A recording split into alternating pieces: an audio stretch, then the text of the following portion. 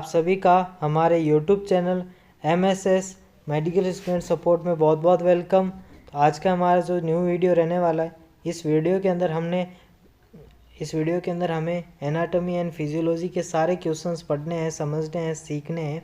ठीक है। और अभी तक हमारे जो पहले की वीडियो है जिनके अंदर हमने MSN एंड पीडिया के क्वेश्चंस लिए थे, तो अब हम एनाटॉमी एंड फिजियोलॉजी के क्वेश्चंस की बात करने वाले, जो आपके क्वेश्चंस हैं जो RRB में, CHO में, ठीक है, BSc नर्सिंग के मेन एंट्रेंस एग्ज़ाम में भी पूछे जाते हैं, मेन एग्ज़ाम में भी पूछे जाते हैं, सेमेस्टर एग्ज़ाम में।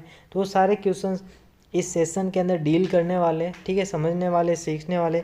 आज का जो हमारा वीडियो है वो 6 सीरीज स्टार्ट हो गई। ठीक है।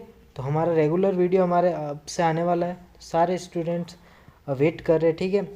तो हमारा जो आज का फर्स्ट रहने वाला है क्वेश्चन, यहाँ पे फर्स्ट एक शायरी से शुरुआत करते हैं कि आपकी कोई नहीं देखता है मेहनत आपकी कोई नहीं देखता है, लाइब्रेरी में बिताई रातें, घर से दूर बिताए गए साल, 2 बार की जगह 1 बार का खाना, परीक्षा के लिए दूसरे शहर की तैयारी, जिसमें स्टेशन से केंद्र तक की दूरी पैदल माप देना। ठीक है। आज के हमारे सेशन का पहला क्वेश्चन रहने वाला है, बहुत ही लाजवाब रहने वाला है पहला क्वेश्चन यह है कि which of the following listed terms is described by all the chemical process that take place in the organelles cytoplasm the cell of the body. Cytoplasm and organelle, ठीक है, इन दोनों के अंदर जो केमिकल प्रोसेस होता है वो कौन से केमिकल प्रोसेस में होगा, कैसे प्रोसेस होगा केमिकल प्रोसेस, क्या मेटाबॉलिज्म रहेगा, या फिर सेलुलर रेस्पिरेशन रहेगा, या फिर होम्योस्टेटिस रहेगा, या फिर फिजियोलॉजी रहेगा? क्या आंसर रहेगा? क्योंकि यहाँ पे केमिकल प्रोसेस कहा गया है ऑर्गेनेले एंड साइटोप्लाज्म, ठीक है, the cell of the body. तो यहाँ पे आप देखोगे फिजियोलॉजी कंडीशन नहीं होगी, होम्योस्टेटिस कंडीशन नहीं होगी, और सेलुलर रेस्पिरेशन नहीं होगा। तो बचा कौन? मेटाबॉलिज्म। कौन बचा? मेटाबॉलिज्म। तो ऑर्गेनेले एंड साइटोप्लाज्म, इन दोनों के अंदर जो केमिकल प्रोसेस होता है वो किस में होगा? मेटाबॉलिज्म के अंदर। ठीक है, क्लियर है। फिर हम नेक्स्ट क्वेश्चन की ओर चलते हैं। नेक्स्ट क्वेश्चन ये कहता है कि विच मेजर ऑर्गन लाइज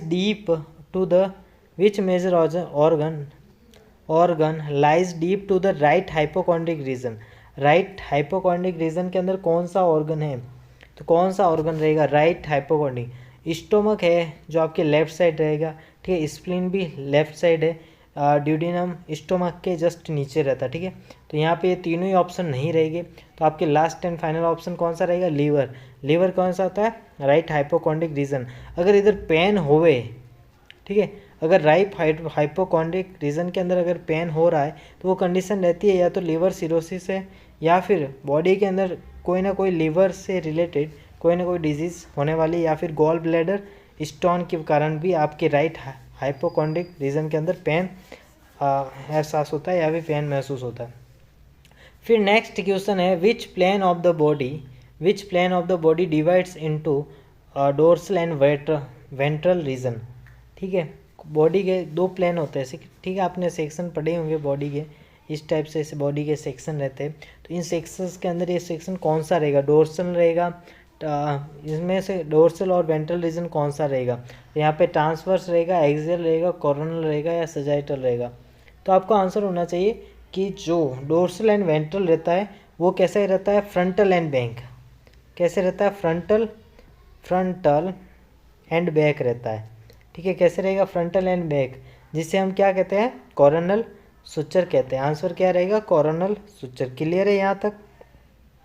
ठीक है, यहाँ तक क्लियर है। आंसर क्या रहेगा? Coronal suture. फिर नेक्स्ट क्वेश्चन की बात करते हैं। नेक्स्ट क्वेश्चन ये कहना चाहता है कि to which of the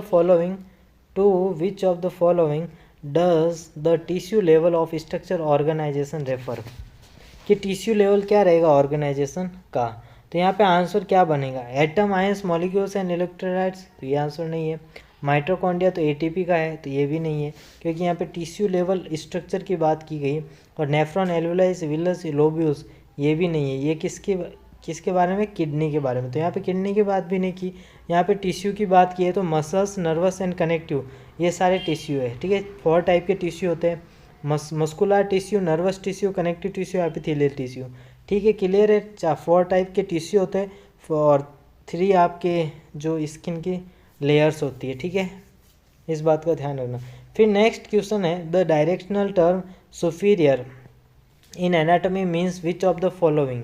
superior का एक्चुअल में मीनिंग क्या रहेगा, सिफेलिक, वेंट्रल, कोडल और डोर्सल।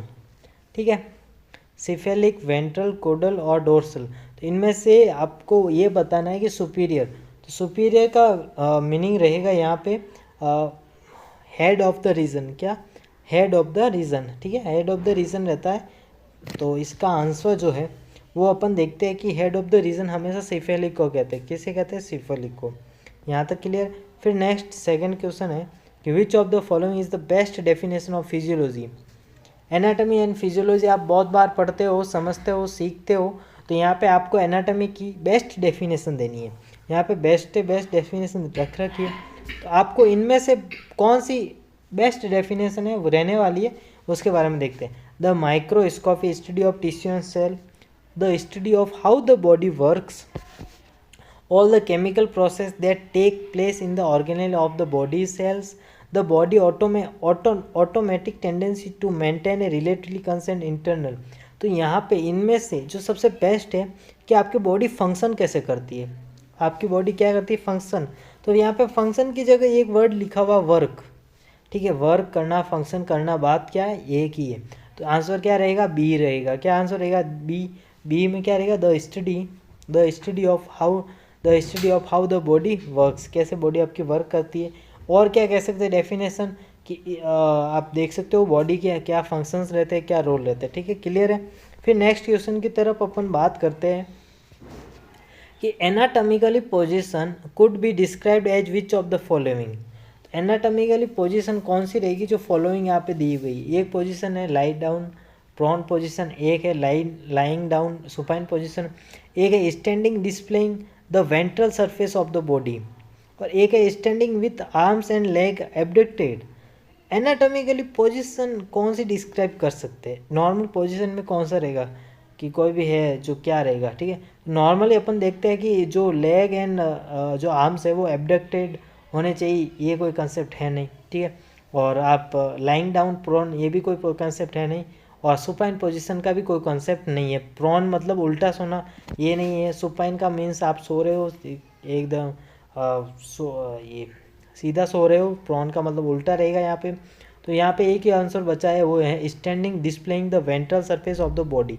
ठीक है, आप स्टैंडिंग हो जाओ। ठीक है, और इसमें बेस्ट से बेस्ट ये रहेगा आंसर, क्योंकि इसके अंदर क्या है, जो आपकी हैंगिंग पैरेलल साइड है वो क्या है, स्टैंडिंग है, और आपके जो पाम्स फेसिंग है वो फॉरवर्ड रहते हैं। ठीक है, यहाँ तक क्लियर है। फिर नेक्स्ट है कि which choice best describe the location of the majority of the musculoskeletal system. इनमें से कौन सी बेस्ट चॉइस है जो मस्कुलोस्केलेटल लोकेशन के लिए मेजोरिटी है। ठीक है, तो आपको पता है it is in the dorsal cavity, और it is a ventral cavity, it is the abdominopelvic cavity, it is not located in a body cavity. तो सबसे बेस्ट है मस्कुलोस्केलेटल सिस्टम की यहाँ पे बात हुई है। किसकी बात हुई है, मस्कुलोस्केलेटल सिस्टम की, जो ना तो डोर्सल कैविटी में रहती है, ना ही वेंट्रल कैविटी में रहती है, और ना ही एब्डोमिनल पेल्विक कैविटी में रहती है। तो यहाँ पे एक लास्ट ऑप्शन रहता है body cavity, it is not located in a body cavity. तो आपको पता है मस्कुलोस्केलेटल सिस्टम होता है वो बोन्स की यहाँ पे बात करें तो बॉडी कैविटी से अटैच नहीं रहता, इस बात का ध्यान रखना। बॉडी कैविटी से अटैच रहता है बट बॉडी कैविटी से बाहर रहता है। ठीक है, आउट ऑफ द। फिर एक क्वेश्चन आया विच of the following is the content of the ventral cavity. इनमें से कौन सी कैविटी है जो वेंट्रल है, इनमें से कौन सी कैविटी है जो क्या है, वेंट्रल। ठीक है, इनमें से आपको बेस्ट आंसर देना जितना हो सके, बेस्ट एंड बेस्ट।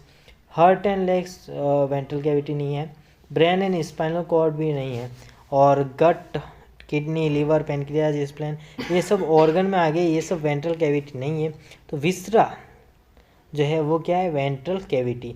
आपको इनमें से ये कहे कि एलिमिनेशन जो आप मेथड यूज़ करते हो, अगर आपको किसी भी क्वेश्चन में एलिमिनेशन मेथड अगर समझ में आ गया तो आप किसी भी क्वेश्चन का अच्छे से आंसर दे पाओगे और आपका आंसर 100% राइट हो जाएगा।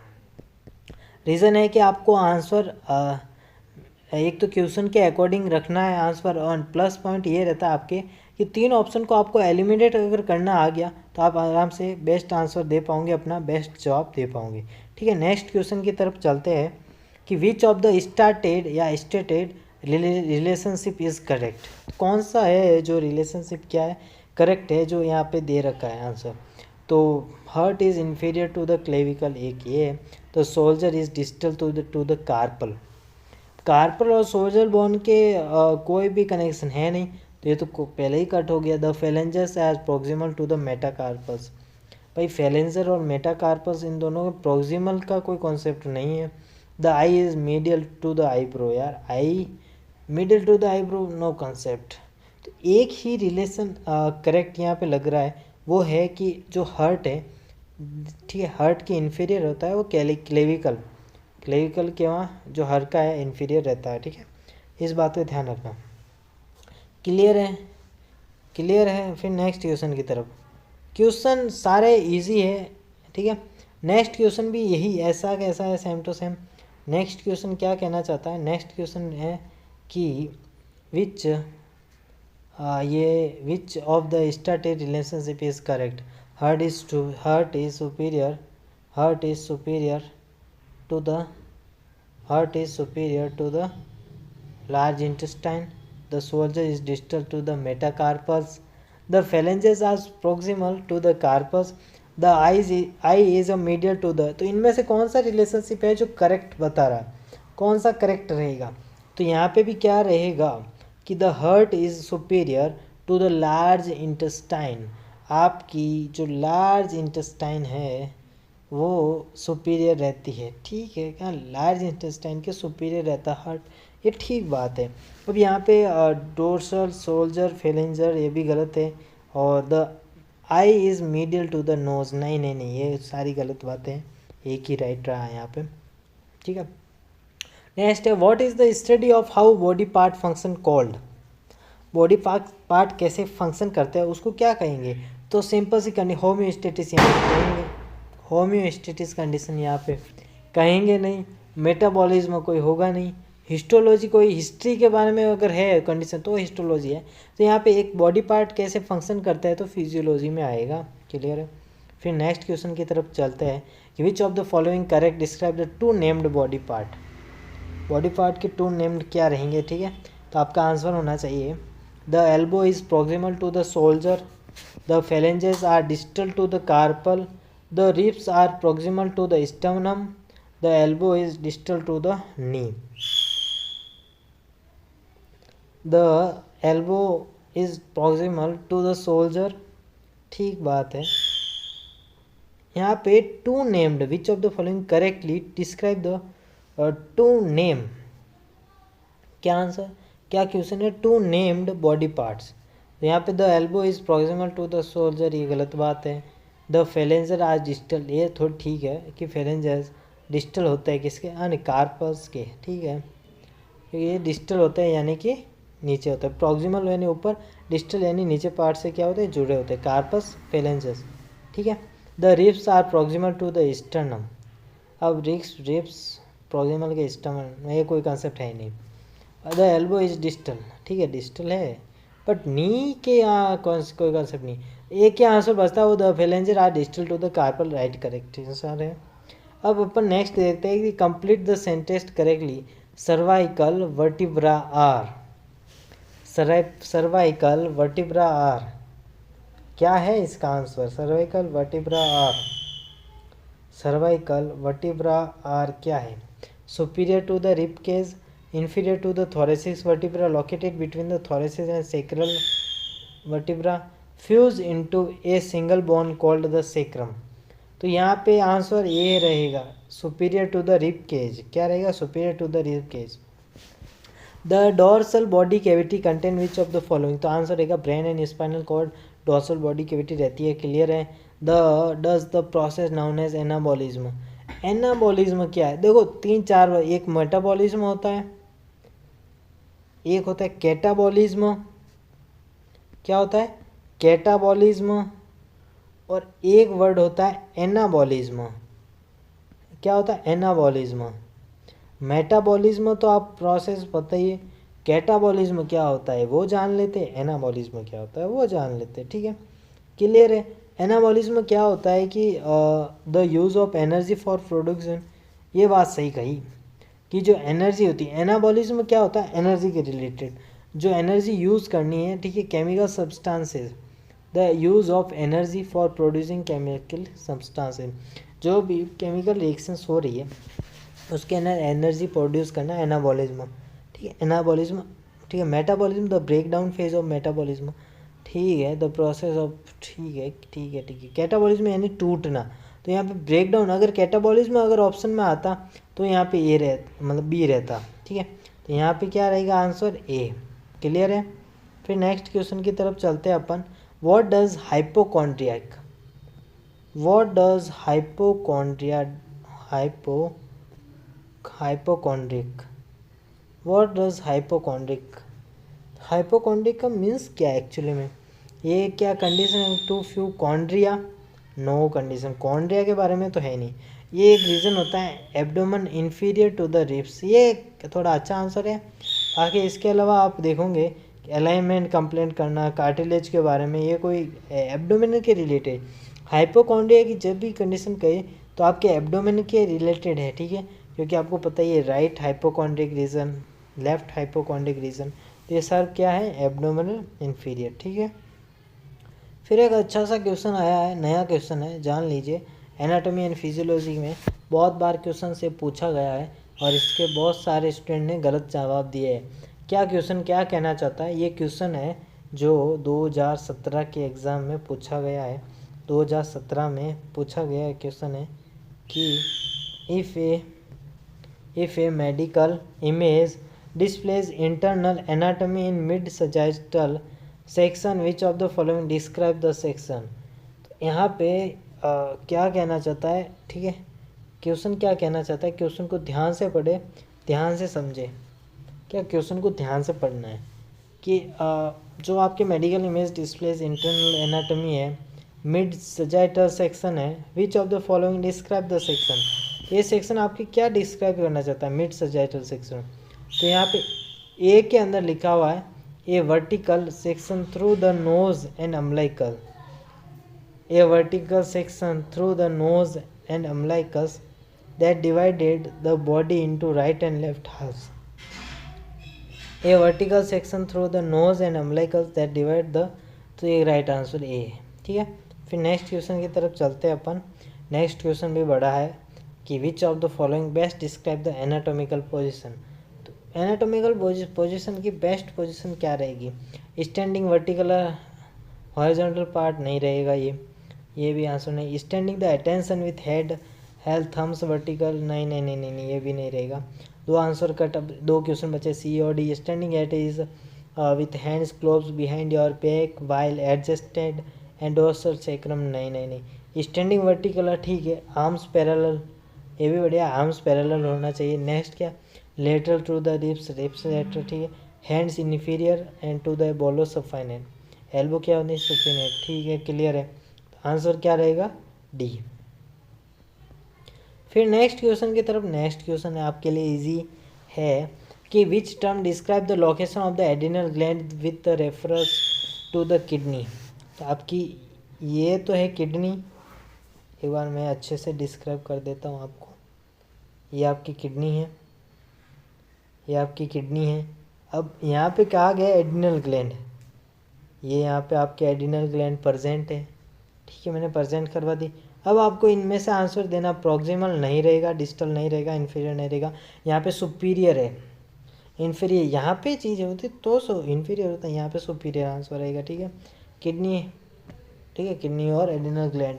आपको ये भी पूछा जाता है एडिनल ग्लैंड के हार्मोन कौन से, या फिर तो एक आता है सॉल्ट, एडिनल ग्लैंड के मैं हार्मोन बता रहा हूँ आप सभी को, सॉल्ट, शुगर और सेक्स हार्मोन, ये तीन हार्मोन होते हैं, जिसके अंदर सॉल्ट हार्मोन से मिनरलोकॉर्टिकॉइड्स हार्मोन, शुगर से ग्लूकोकॉर्टिकॉइड्स हार्मोन, सेक्स हार्मोन से एंड्रोजन्स। अब एंड्रोजन्स में भी एंड्रोजन तो मेल का हो गया, एस्ट्रोजन फीमेल का हो गया, इस बात का ध्यान रखना, ठीक है। अब ये तीनों कौन कौन से सेल से, एक तो जोना ग्लोमेरुलोसा से सॉल्ट हार्मोन, जोना फेसिकुलेटस से शुगर हार्मोन, और जोना रेटिकुलासिस है सेक्स हार्मोन, ठीक है, तीनों रिलीज होते हैं। अब एक क्वेश्चन है next, which of the following term is not use to identify a region of the abdomen. तो कौन सी टर्म है जो नहीं है? एपिगैस्ट्रिक है, ठीक है, हाइपोगैस्ट्रिक भी है, तो सेक्रल का कोई कंसेप्ट है ही नहीं यहाँ पे सेक्रल का बिल्कुल कंसेप्ट नहीं है, तो राइट आंसर क्या रहेगा? डी। नॉट का देखो क्वेश्चन में नॉट पूछा गया है, क्या पूछा गया है? नॉट, क्वेश्चन में नॉट पूछा गया, इसलिए आंसर क्या रहा? Right, sacral. ठीक है, क्लियर है? थोड़ा इन चीज़ों का ध्यान रखना। आप एग्ज़ाम के अंदर नॉट जो कंसेप्ट आता है तो उसके अंदर आपको थोड़ा सा दिमाग लगाना पड़ेगा। What structure separate the thoracic cavity from the abdominal cavity? What? तो आपको पता होना चाहिए भाई, thoracic cavity है तो एक इस टाइप का एक स्ट्रक्चर होता है, ठीक है, यहाँ पे एक स्ट्रक्चर होता है, तो उस स्ट्रक्चर का क्या नाम दे सकते हैं? तो सिंपल सा है डायाफ्राम। पेरिटोनियम कोई ऐसे कंसेप्ट है नहीं, तो अब पेरिटोनियम नहीं रहेगा, मीडियास्टिनियम नहीं रहेगा, तो एक ही पार्ट बचता है, वो क्या है? डायाफ्राम। डायाफ्राम क्या करता है? टू वेंट्रल कैविटी के अंदर जो है चीज़ों को बांटता है। ठीक है, क्लियर है? आज के सेशन का हमारा यही है, सेशन आज का हमारा यही समाप्त होता है। तो इस सेशन के अंदर आपको अगर अच्छे लगे क्वेश्चंस, क्योंकि हमने इस सेशन के अंदर टोटल लगभग आपने 24 क्वेश्चंस है जो सॉल्यूशन किए हैं एनाटॉमी एंड फिजियोलॉजी के। ये एक चैप्टर क्या है? एक चैप्टर का नाम बता देता हूँ मैं। एक चैप्टर है organization of the body, organization of the body है, जो एनाटॉमी के सारे क्वेश्चंस, सारे A to Z हमने सारे क्वेश्चंस इसके अंदर सॉल्व कर दिए है। अब जो नेक्स्ट क्वेश्चन हम लेने वाले हैं वो है टिश्यू एंड सेल्स के, जो हमारी नेक्स्ट 7th जो सीरीज़ रहने वाली है, उस सीरीज के अंदर हम वो सारे क्वेश्चंस डील करने वाले हैं जिनके अंदर सेल्स और टिश्यूज़ के कौन कौन से क्वेश्चन बनने वाले हैं, कौन कौन से क्वेश्चंस नहीं बनेंगे, वो सारे क्वेश्चंस अपन डील करने वाले हैं। और वो सीरीज शायद बड़ी हो सकती है, तो उस सीरीज को हम क्या करेंगे? 2 डिवाइडेशन उस सीरीज का होगा। कितने डिविडेशन? 2 डिविडेशन के अंदर उस सीरीज को कंप्लीट किया जाएगा। और फिर हम एक अलग अलग, जैसे कि आपको पता है 2 सीरीज़ के अंदर भी वो शायद कंप्लीट नहीं होगी, मैं एक बात बता देता हूँ, और वो सीरीज़ और ज़्यादा लंबी हो जाएगी, और उस सीरीज़ को कंप्लीट करने के लिए लगभग 3 सीरीज़ का समय लगेगा, क्योंकि उसके अंदर टोटल आपके जो क्वेश्चंस बन रहे हैं वो लगभग 100+ क्वेश्चंस बन रहे हैं। तो वो सारे जितना हो सके जल्दी हमारी टीम करवा देगी, ठीक है, हम करवा देंगे। और आज से, ठीक है, आपको इसी सीरीज के अंदर सारे क्वेश्चंस एनाटॉमी के सॉल्यूशन करवाए जाएंगे। अगर आपने ये वो कुछ ही दिनों में ये जो एनाटॉमी की जो सेशन है वो पूरा कंप्लीट करवाया जाएगा, जिसके अंदर आपको कोई दिक्कत नहीं होगी। मल्टीपल क्वेश्चंस आपके एग्ज़ाम के रिलेटेड, आपकी थ्योरी है, जो सारे इसी चैनल के अंदर सॉल्व करवाई जाएगी। और आपको किसी भी बात की अगर दिक्कत होवे तो हमारा व्हाट्सएप ग्रुप ज्वाइन कीजिए, वहाँ पे आपको नोट्स अवेलेबल करवाए जाएंगे, सीरीज़ के सारे क्वेश्चन अवेलेबल करवाए जाएंगे। तो इस क्वेश्चंस के कौन सा आंसर रहने वाले हैं वो सारे आपको यहाँ पे प्रोवाइड करवाए जाएंगे। तो अभी तक हमारे यूट्यूब चैनल को सब्सक्राइब नहीं किया तो सब्सक्राइब कर लीजिए, लाइक नहीं किया तो लाइक कर लीजिए, और शेयर नहीं किया तो शेयर कीजिए। धन्यवाद दोस्तों।